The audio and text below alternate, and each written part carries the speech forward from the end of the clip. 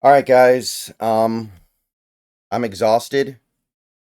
I'm tired, but more than either of those two emotions, I'm angry. I'm really angry right now. You're not going to see it in the video because I left that upstairs when I was watching the game.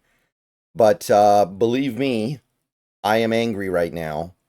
And the only reason why we're not crashing out at this very moment is because, well, I I don't have it in me to do it anymore. But Seahawks lose in overtime 26-20. Season kind of feels like it's over.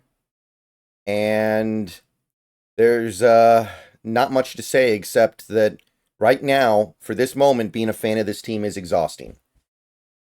This video is being powered by BetUS. More on them a little bit later. But before we get to that, we got to talk about what we saw out there on the field today because I it's so this game took so long to play out. We had well over 3.5 hours. It was probably like 3 hours 45 minutes, and it went so many different directions that it's so hard for me to really formulate my thoughts in a coherent way. Because you could talk about certain things on this team that didn't perform well at all, but then you can go to another part of this game and you can see it performing at an elite or near elite level. You can talk about things in this game that worked fairly well, and then you'll find that they didn't work at particularly crucial moments when we needed it the most. But my real anger is going to be directed at really two people, Geno Smith and Ryan Grubb, because I have been pretty consistent in trying to be positive and defensive of those two people. And what I said before is that we are doing a very pathetic job supporting both of those guys with the cast around them. I think that still applies very much so, even in this game, right? Can't run the ball. Running game's a joke. Offensive line, this may have been their worst game of the year, and that's really saying something. They were beyond awful today. And I get that, right? I expect the offensive line to be bad. I expect the running game to be bad. But I need those two guys to, when they have opportunities to perform and get it done, when the opportunity is there, they need to get it done. And today, in two very important moments, that didn't happen. So I'm mad really at those two guys. Because the defense, I mean, overall, the defense, they played a decent game, right? I know the overtime drive is going to live in a lot of people's heads, and Reek Woolen, that guy, I don't know what to think anymore, guys. Like Reek Woolen, I don't really know where to go with that anymore. But overall, the defense, they stopped the run. They didn't sack Stafford, but they got some pressure on him. They got a turnover, and that turnover turned into a touchdown. So it was a big turnover, right? How mad are you going to get overall at the defense? Yeah, Woolen kind of sucked in this game, even though he got the interception. He gave up 2 touchdowns, including the game winner. He blew an opportunity to win the game with what looked like a lollipop interception. But overall, the defense, like, you're not going to stop Sean McVay and Matt Stafford every time they get the ball, right? You don't expect that. I was a little bit unhappy with the fact that the Rams lost Puka at halftime and then came out and drove down the field twice immediately. Second drive was mostly because of the refs, but regardless, that first drive, they just kind of pounded it on us, and that's after they lose Puka. Yeah, that bugged me a little bit, right? The fact that we didn't have any sacks bugs me. But the defense did not play too poorly in this game. So while you can blame them for little parts of the game not going our way here and there, overall, you're looking at the other parts of this team to pin this loss on. Before we go any further, I want to tell you about my friends over at BetUS. You can head on over there right now. Best sportsbook and online casino on the internet. You can throw down some wagers on tomorrow's Monday night game. Very interesting tilt here between the Tampa Bay Buccaneers and the Kansas City Chiefs. Tampa Bay trying to save their season. Kansas City trying to stay undefeated. Go check out BetUS. Maybe go throw down a wager on this game. Use promo code YouTube150 to get a 150% deposit bonus on your first deposit up to $2,000 and 125% deposit bonus on your next 2 deposits up to $2,000. Check out BetUS. Go have some fun. Get to some sports gambling.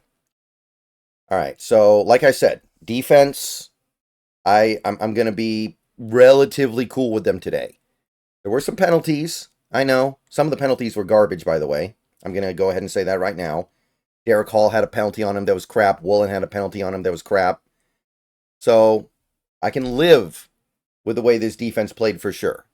And I'm not going to talk about them a lot in this video because it's not like there was anything super stand out there, but it's hard for me to pin this one on them. At the end of the game, you could argue they're just tired because they kept having to go back onto the field over and over and over again. So, the offense, look, here's what I'm going to say, and this is basically me just kind of saying in a slightly longer form what I already said at the start of this video. I am totally understanding of Geno Smith not playing particularly well right now because at this moment, I don't know if there's another team in the NFL doing a worse job of supporting their quarterback than the Seahawks are. Especially in a game like this where you don't have DK Metcalf and you don't have Noah Fant. So, you've got no offensive line, and the offensive line was atrocious today, believe you me. You've got no running game, really. Barely broke 100 yards on 33 carries. Not a real running game. You've got no receivers that can consistently separate. They separate sometimes on the strength of great route running and the defender making a mistake. But they don't have the speed to consistently separate. You got nobody who can stretch the field with speed. So, I get it. There is probably no quarterback out there that has a harder time than Geno Smith at getting things done. I totally get it. Like, the first interception today, to me, that's like 99.9% on JSN, and maybe there's 0.1 left on Geno. And even the third one, I mean, it sucks. But that's a timing throw, right? And AJ Barner's getting grabbed. So, Barner's just not in the right spot where he's expected to be. So, of course, it's going to be beyond him. And, of course, the defender just has to be right there.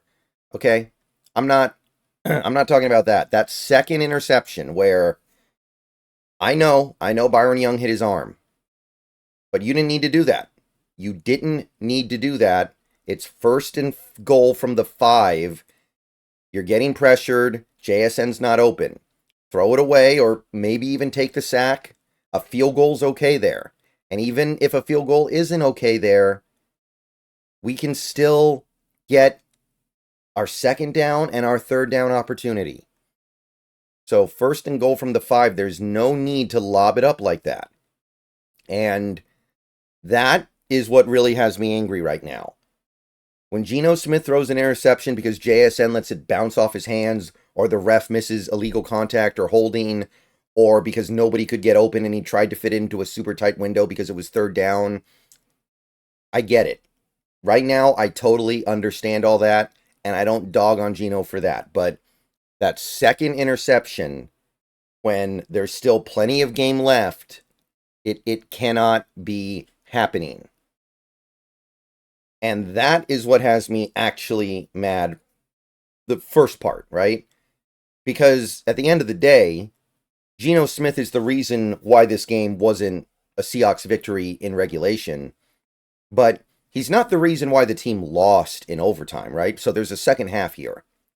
And that's Ryan Grubb, who is another guy. I give him a pass. I mostly give him a pass because he's got no offensive line. And until DK gets back, he's got no dynamic playmakers on the outside. Right? How are you going to operate as an offensive coordinator in this league when you've got a bunch of guys with like 4.6, 4.7, in Bobo's case, 4.8 speed as your outside receivers, and your offensive line is made up of complete incompetence? And today, every single one of them, I thought looked bad. Even Charles Cross gave up a sack, right? Charles Cross gave up a sack. Tomlinson, awful. Bradford, that may have been his worst game of the year. I was talking him up a little bit a couple days ago. I said, I think it's good that he's not going to get rotated out anymore. And he gets probably the worst game of his career in the NFL, right? So when the offense isn't productive, I don't really put a lot on Grubb. I think any offensive coordinator would fail in this situation. Just like I think that pretty much any quarterback would fail in this situation. But we have a chance to steal one there. We got the ball at the 25-yard line. 1st and 10. Touchdown wins it. Field goal gives you a chance. You go handoff to Walker, handoff to Walker, handoff to Walker, handoff to Walker, turnover on downs, Rams go win the game. Sorry, I need better than that. I need better than that. Like, whatever you think of what Geno Smith did on that second interception today, which was really bad and really costly, he, for the most part in that game, was actually spinning it, right? He was actually playing, at that moment, good football. His hard count was on point. He was hitting JSN for big plays. He was fitting the ball into tight windows. He was making remarkable throws to Cody White. He was doing great stuff. So it's not like he was cold and you couldn't trust him to go make a throw there. He had just hit JSN for a 14-yard touchdown on the previous drive in basically the same part of the field. You can't go hand off to Walker, hand off to Walker, hand off to Walker, hand off to Walker, and just expect that your offensive line's going to do their job enough for him to grind out that 10 yards. And that's all we do in short yardage. Do we ever do anything other than hand the ball off in short yardage? It's like we're just trying to sneak the ball past the line to gain. It's like we have no faith in anything on this team, so we're just trying to sneak the ball past the line to gain. You could have done a quarterback sneak. I don't know if it would have worked, but it would have been better than that. You could have called a pass play action.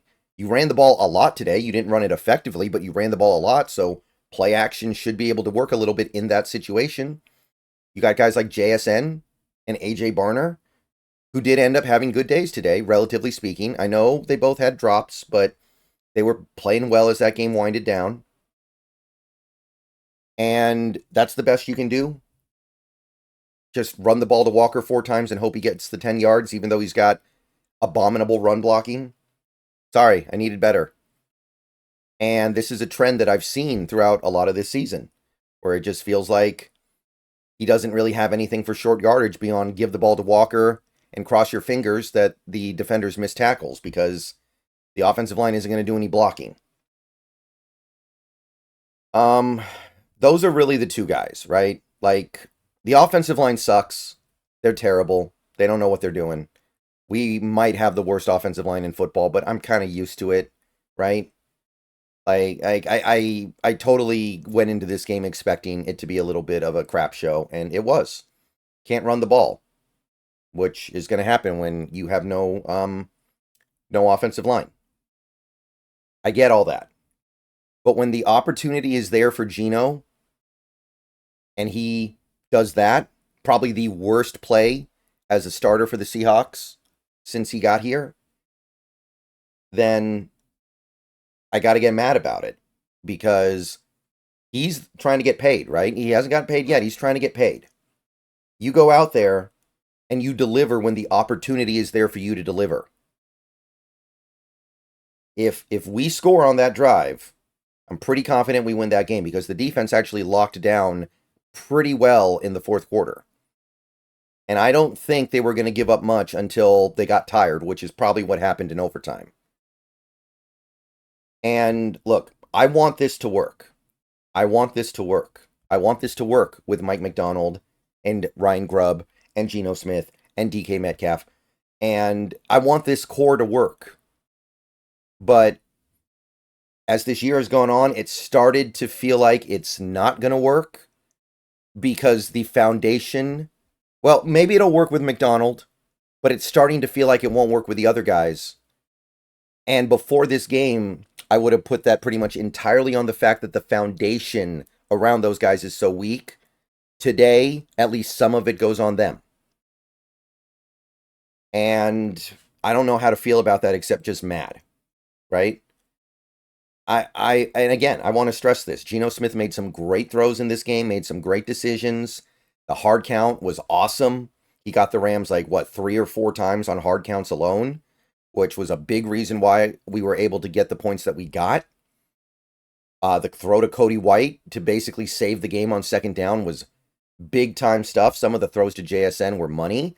JSN probably would have broken the franchise receiving record if not for the penalties, getting his big plays called back, which, I mean, I don't know what I did to deserve watching JSN catch 2 monster passes in one game only to both get called back by penalty.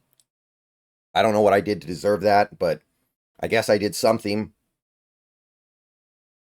But Geno and Grubb need to not be the ones who cause problems. They need to be the ones who are the solution when the problems don't completely destroy the play. And today, I think they were.